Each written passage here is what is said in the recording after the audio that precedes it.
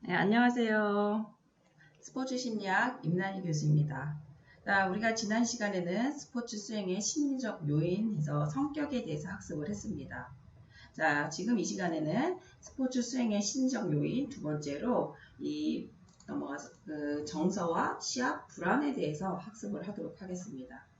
자, 먼저 그래서 이제 정서의 개념을 한번 살펴볼 텐데요. 이 정서라는 용어는 사실 움직이다 혹은 휘젓다라는 의미의 라틴어에서 유래되었습니다. 그래서 이 정서를 나타내기 위해서는 이 기분이라든가 느낌, 감정 등 다양한 용어로 사용이 되었는데 이 느낌은 정서보다는 좀 더 넓은 의미를 가지고 있음에도 불구하고 정서와 동일하게 동일한 용어로 사용이 되었습니다. 그리고 과거 문헌에도 이 감정이라는 용어는 좀 더 많이 빈번하게 사용이 되었는데 현재까지도 정서와 기분 등을 포괄하는 의미를 가진 용어로 사용되고 있습니다. 자, 그 내용이 지금 여기 박스 표시로 돼서 정서의 개념에서 정서, 기분, 느낌, 감정에 대해서 정의가 간단하게 소개가 되어 있습니다. 여러분들이 이 표를 참고해 주시면 될 것 같고 이 아래에는 시간에 따른 정서 현상의 변화해서 이 초, 분, 시, 일, 주, 월, 년, 인생으로 이렇게 쭉 나뉘어져 있습니다. 그 초 단위에서는 표현, 표정부터 해서 성격 특성까지 시간에 따른 정서 현상의 변화에 대한 간단한 표를 여러분들이 참고를 해주시면 되겠습니다. 자, 넘어가서 자, 그렇다면 이 정서에는 모형이라는 게 있습니다. 정서 모형이라는 게 무엇일까?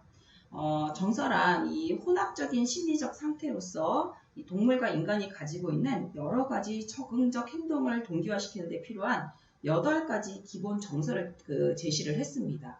자, 제일 왼쪽에 보이는 원으로 되어 있는 그림 보이시죠? 8가지 기본 정서 범주라고 해갖고 여기에는 두려움, 놀람, 슬픔, 혐오, 분노, 얘기, 기쁨, 그리고 수용이 포함되어 있습니다. 자, 또한 정서의 구조 모형을 또 3가지로 구분을 해서 강도 차원, 그 다음에 슬픔의 강약 정도죠. 그 다음에 유사성 차원. 이 유사성 차원이라는 것은 불안과 공포를 말하고, 그 다음에 양극성 차원. 이 양극성 차원이라는 것은 사랑과 슬픔으로 나누어서 설명을 하고 있습니다. 예, 제가 지금 방금 설명해드린 내용이 이 3차원 모형, 가운데에 있는 이 3차원 모형이라고 되어 있는 것을 참고해 주시면 될 것 같은데, 자, 반면에 이 러셀이라는 학자는 제 오른쪽에 그림을 보시면 되는데, 러셀의 경우에는 정서가 혼합되거나 기본적인 정서로 구분되는 것이 아니라 비정서적인 몇 개의 차원으로 환원된다는 정서의 차원 이론을 제안을 했습니다. 자, 오른쪽 그림을 보시면 되는데, 그래서 그는 모든 정서가 쾌와 불쾌와 그 다음에 각성, 그 다음에 비각성의 두 차원으로 이루어진 이 평면상의 좌표로 표현된다고 주장하면서 이렇게 좌표로 표시를 해 주었습니다. 자, 그래서 이 그림을 보시면 각성과 비각성, 그리고 불쾌와 쾌로 이렇게 해서 평면의 좌표로 각성과 불쾌 사이에는 놀람과 두려움, 긴장, 괴로움, 화남, 짜증난, 좌절됨이 들어가 있고 그 다음에 각성과 쾌 사이에는 흥분되고 놀라고 기쁨, 즐거움, 유쾌함이 좌표로 표시되어 있는 걸 볼 수가 있습니다. 그리고 불쾌함과 비각성 사이에는 슬픔과 비참함, 우울함, 침울함, 지루함, 지친, 의기소침함이 좌표로 표시되어 있고 쾌와 비각성 사이에는 흡족하고 만족함, 평온함, 침착함, 편안함, 이완됨이 좌표로 표시되어 있는 걸 알 수 있습니다. 이 러셀은 이렇게 이 차원론에 입각한 정서 구조를 이제 제시했다라고 볼 수가 있겠습니다. 그래서 정서 모형 3가지, 8가지 기본 정서 범주와 3차원 모형, 그 다음에 러셀의 차원론에 입각한 정서 구조에 대해서 설명을 해드렸고, 자, 다음으로는 이 원형 모형입니다. 이 원형 모형은 활성과 유인과, 그러니까 활성, 요 왼쪽에 활성과 유인과의 2차원으로 구성이 되어 있습니다. 그래서 육회와 활성일 경우에는 에너지가 흥분 상태이고, 그 다음에 육회와 비활성, 이럴 때는 이완과 침착 상태이고, 불쾌와 비활성에는 지루함과 피로가 있고, 그 다음에 불쾌와 활성 사이에는 불안과 긴장이 있다라고 나뉘었습니다. 그래서 예를 들어서 중강도 운동에서는 에너지 그리고 활력 등의 긍정 유인가 상태가 증가하는데, 고강도 운동에서는 부정적 증가하는 반면에 긍정적인 정서는 감소한다라는 게 이 원형 모형의 설명이라고 이해를 하시면 될 것 같습니다. 자, 다음으로는 그렇다면 이 정서를 또 측정하는 방법이 있습니다. 자, 이 정서의 측정은 그럼 또 무엇일까? 이 기존의 스포츠 운동 심리학자들은 대부분 자기보고식 측정, 그러니까 자기보고식 측정이라는 것은 쉽게 말하면 이제 설문지 같은 것이에요. 그래서 본인이 스스로 설문을 읽고 측정을 하는 게 이 자기보고식 측정인데, 지금까지 기존의 이제 스포츠 운동 심리학자들은 대부분 이 자기보고식 측정과 생리적 측정, 그다음에 표정 측정, 뇌 기능 측정 등의 방법을 사용해서 이 정서를 측정을 했습니다. 그래서 그렇지만 이 각각의 측정 도구에 대한 신뢰도 문제라든가 혹은 측정의 복잡성 혹은 자료 해석의 난해함, 어려움 때문에 많은 문제점이 제기가 됐는데, 그동안 가장 많이 이용된 정서 측정 방법은 자기보고식 방법에 의한 형용사 체크리스트를 이용하는 것이었습니다. 자, 앞에 보이시죠? 형용사 체크리스트 하고 박스로 제시가 되어 있는데, 이 방식은 슬픔이라든가 화남, 기쁨, 그 다음에 지루함, 이러한 것 등을 현재 감정을 묘사해 줄 수 있는 형용사들로 구성을 해서 이러한 형용사에 체크하는 것이 이 형용사 체크리스트입니다. 그래서 긴장, 불안, 안절부절부터는 허겁지겁한, 그 다음에 활력과 그 다음에 활동 간에는 활기찬, 활동적인, 긍정적, 부정적 이런 내용을 보면은 형용사적으로 표현이 되어 있는 것을 체크하도록 하는 게 이 형용사 체크리스트라고 보시면 되겠습니다. 자, 이렇게 해서 지금까지 이제 정서의 개념을 살펴봤고, 정서의 모형과 정서의 측정 방법에 대해서 지금 학습을 했는데, 자, 그렇다면 다음은 자, 불안을 측정하는 것입니다. 정서와 시합 불안 중에 이제 불안인데, 자, 불안의 개념을 먼저 살펴보자면, 불안이라는 게 뭐예요? 여러분도 잘 알다시피 걱정이나 근심과 같이 심리적인 요소로 야기되는 인지적인 불안과 호흡이나 심박수와 같이 이제 많이 심각하게 불안할 때는 호흡이나 심박수 변화와 같이 신체적인 활성화와 관계에 있는 신체적 불안, 그리고 타고난 선천적 기질이나 경향으로부터 불안을 느끼는 개인적인 속성인 특성 불안, 환경적인 요인의 불안의 원인을 두고 있는 상태 불안으로 구분을 할 수 있습니다. 자, 앞에 특성 불안, 상태 불안, 경쟁 불안이라고 제시가 되어 있죠. 자, 그렇다면 이 특성 불안을 먼저 살펴보면은 이 특성 불안이라는 것은 객관적으로 비위협적인 상황을 위협적으로 지각을 해서 객관적 위협의 강도에 관계없이 상태 불안 반응을 나타내는 개인의 동기나 이 후천적으로 스택된 행동 경향이라고 정의를 하고 있습니다. 그러니까 이것은 무슨 말이냐면 이 특성 불안은 선천적으로 타고난 잠재적인 특성 또는 성향이라고 보는 것이고, 개인으로 하여금 객관적으로 위험이 없는 상황을 위험한 것으로 받아들여서 더 큰 상태 불안의 반응을 보이게 하는 이 동기나 습득된 행동 성향이라고 보시면 되는 것입니다. 그러니까 쉽게 말하면 아직 일어나지 않은 일에 대해서 더 크게 상상하면서 아주 불안해하는 것을 말하는 것이죠. 따라서 이 특성 불안의 정도가 높은 사람은 다양한 상황에서 낮은 특성 불안을 지닌 사람보다 더 높은 상태 불안을 경험하게 되는 게 특징입니다. 자, 그렇다면 상태 불안은 무엇일까요? 이 상태 불안은 상황에 따라서 변화하는 정서 상태로 자율신경계의 활성화나 각성과 관련해서 주관적이라든가 의식적으로 느끼는 우려나 긴장감이라고 정의를 하고 있습니다.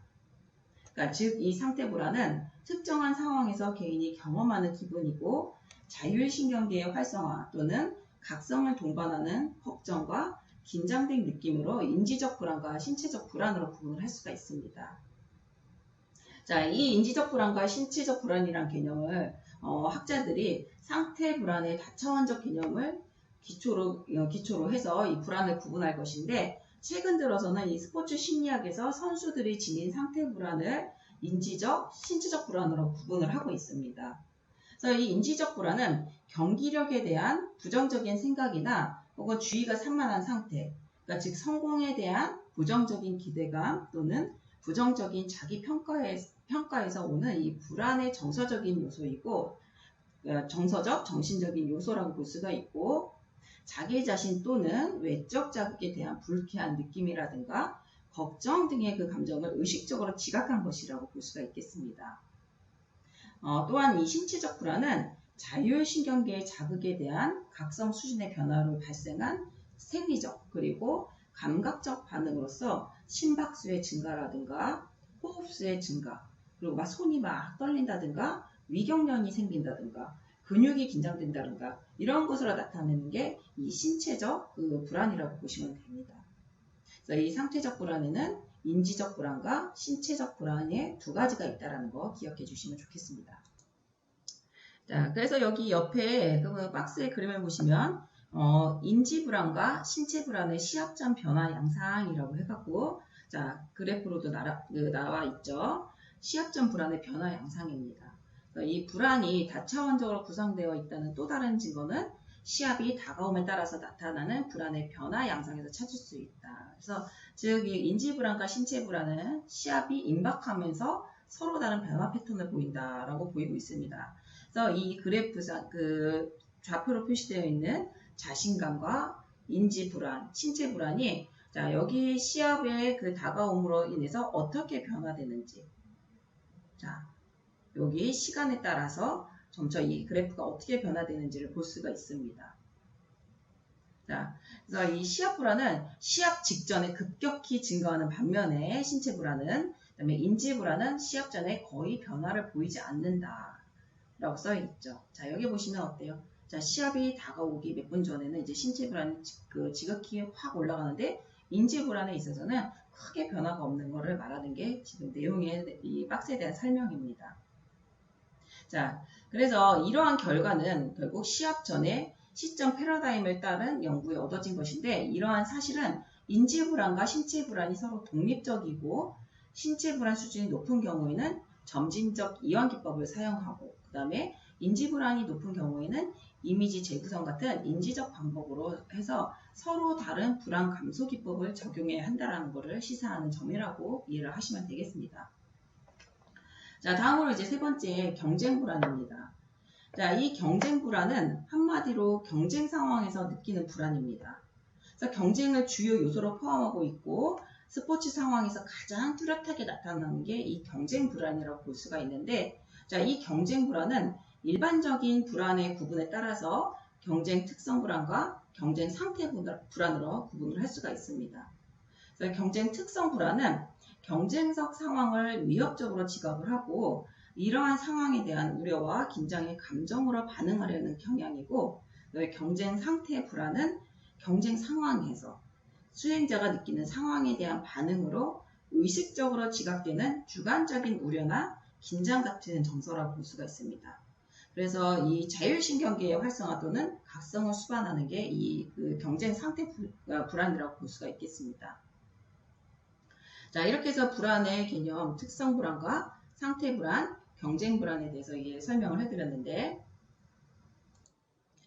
자, 옆에 이 정리를 하자면은 이 불안의 개념 구조를 이렇게 그림으로 표로 해갖고 정리가 되어 있는 내용을 여러분들이 확인해 주시면 되겠습니다. 자, 그렇다면 이 스포츠 상황에서 발생하는 경쟁 상태 불안의 원인에는 어떤 것들이 있을까요? 첫 번째로는 실패에 대한 공포입니다. 그래서 선수가 경기 상황에서 자신의 능력 부족에 대한 걱정을 하거나 실패에 대한 생각과 수행 결과에 대한 불확실함 등으로 발생하는 게 실패에 대한 공포라고 볼 수가 있고 두 번째로는 불만족스러운 신체적인 증상에 따라서 또 상태 불안의 원인이 생길 수가 있습니다. 자, 이 불만족스러운 신체적인 증상은 경쟁 상황에서 목이 경직된다던가 식은땀이 흐르거나 잦은 소변을 마렵다던가 그 다음에 잦은 하품이 생긴다든가 위경련 등이 생기는 것과 같이 신체적인 증상들이 불안의 원인이 되는 것입니다. 다음으로는 이제 부적합한 느낌이 생겼을 때 또 불안의 원인이 되는데 이것은 이제 경기 기구나 장비 혹은 경기장 등이 마음에 안 든다든지 컨디션이 안 좋은 느낌이나 뭔가 기분이 쾌적하지 않은 상태에서 느끼는 불안의 원인이 된다라고 볼 수가 있겠습니다. 다음으로는 이제 통제력의 상실도 있는데, 이거는 경기 직전에 인터뷰를 한다든지 경기 중 관중의 행동이라든가 징크스, 심판의 불공정에 대한 걱정, 예상치 못한 기후변화 등 같은 이런 것이 불안 요인에 해당이 되고, 마지막으로 죄의식이 있습니다. 자, 이 죄의식은 지도자의 지나친 간섭이나 선수 자신의 의도치 않은 파울이나 실수, 욕설, 조롱 이런 것들로 인해서 선수에게 죄의식을 느끼게 하는 상황들로서 이렇게 이제 스포츠 상황에서 발생하는 경쟁 상태 불안의 원인이 5가지로도 정리가 될 수 있습니다. 자, 여러분 이렇게 해서 오늘 그 수업은 정서와 시합 불안까지 해서 스포츠 스윙에 미치는 심리적 요인. 자, 여기서 오늘 수업을 마치도록 하겠습니다. 자, 여러분 수고하셨습니다.